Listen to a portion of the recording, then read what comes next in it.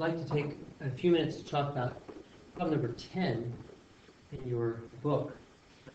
We are going to be doing the general case here. And what happens in number 10 is that we are given a kind of a toy that has a mass on two strings, and one string comes from below and the other string comes from above, and the strings both have length L, and we have a distance D right here, and we are told that the whole thing rotates around with a speed of V. So the idea is that this mass M goes around in a circle around this thing as it's swung. And now the problem asks us in number 10 to show that such and such a situation is impossible, and it gives numbers for that. But what I'd like to do is to work the problem in general symbols so that we can gain some insight as to the nature of this toy. And so we're going to again analyze it using a side view and a top view. And here is our side view more or less. Let's actually turn that into a free body diagram. And if we do a free body diagram, then we're going to have a tension that is pulling down T1 and a tension that is pulling up T2. We cannot assume that T1 and T2 will be the same. Even though the problem is symmetric geometrically, nevertheless, there is a big difference between the top and the bottom, and that is that mg is pulling down. We do have some angles in the diagram, and in fact, these two angles must be the same because we have an isosceles triangle with length of L in each case. So this is our side view. What about the top view? On the top view, if this is the rotating string, then our distance n is like so. Here's the axis. So we're going to have a rotation around with a radius of r just like that.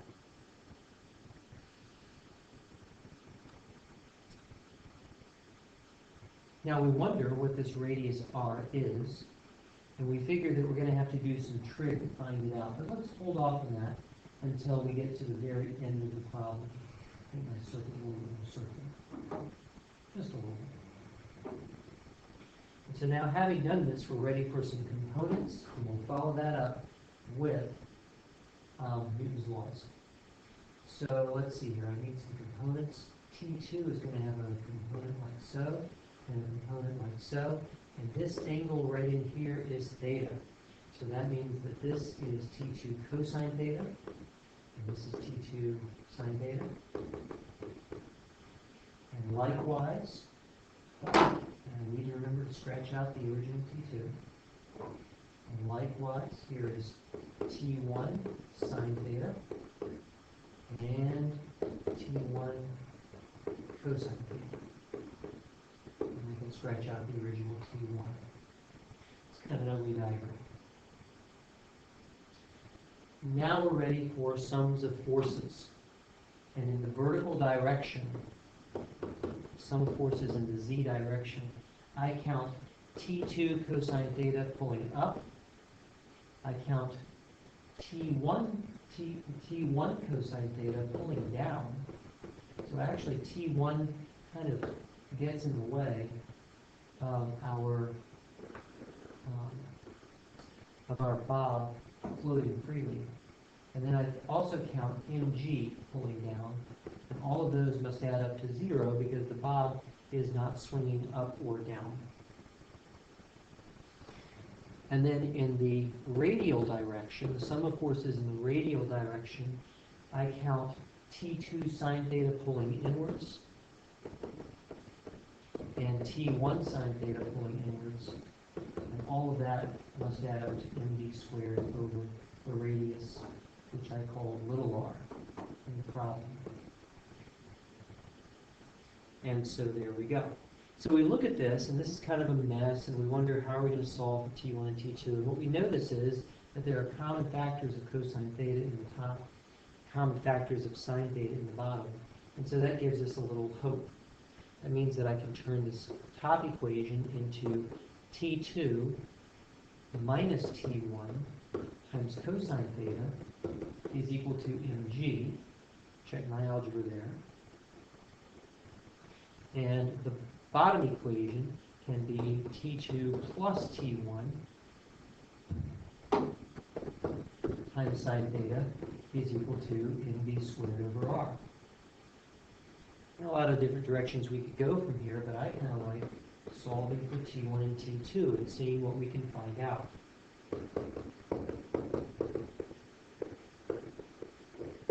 So I get this, and I get this. It's a little ugly, but it's not too bad. Now we can pretty clearly do some elimination on this to get two T2s are equal to mg over cosine theta plus mv squared over r sine theta. I don't get a whole lot of insight from this equation. Or I could subtract one equation from the other. And if I do that, let me write the whole thing over here.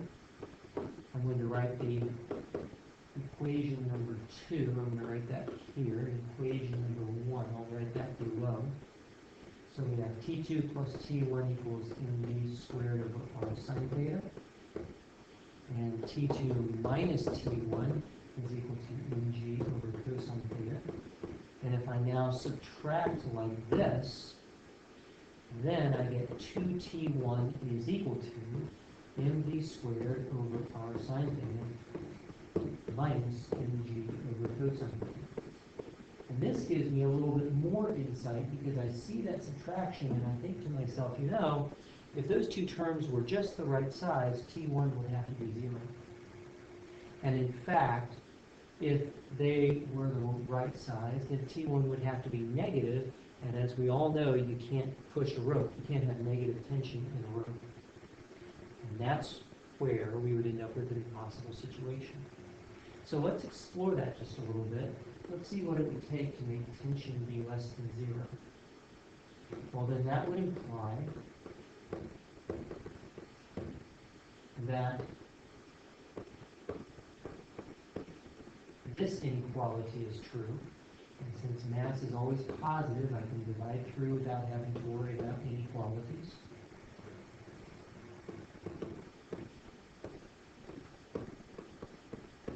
And in fact, because theta is in the first quadrant, sine theta will be positive also. And of course r will be, so that I get the condition for the failure of the toy, which is that v squared has to be less than g times the radius times tan theta.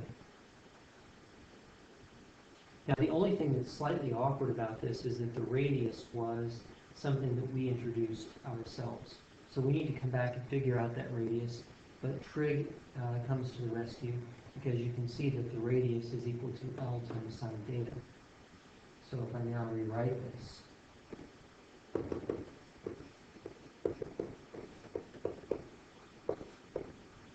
we see that when b squared is less than, and it's less than because we have this chain of inequality, we have less than something which equals something. So b squared, when b squared is less than gl sine theta tan theta, then the toy fails. What it really means when the toy fails is that if we are swinging this thing too slowly, then instead of swinging outwards like this, instead the toy just kind of goes limp. And it will act like a conical pendulum here with this table underneath simply being slack and having no tension in it. And there it is. So I hope this was helpful to you. The major point of this problem is that we had a model, and our model was Newton's laws, of course, and uniform circular motion. And so we took that model and we let the equations lead us for a little bit. We weren't really sure where we were going with this. And so we set up the equations, and once we set up the equations, we solved, and once we had solved, then we noticed that something interesting could happen in one of the terms here. And as a result of something interesting happening, we were able to pursue that, and we could have pursued it in a lot of different ways. The interesting thing was to pursue it in terms of speed, because the speed is the thing that the child can actually control as he's playing with the toy. And what we found is that if the speed is not fast enough, then the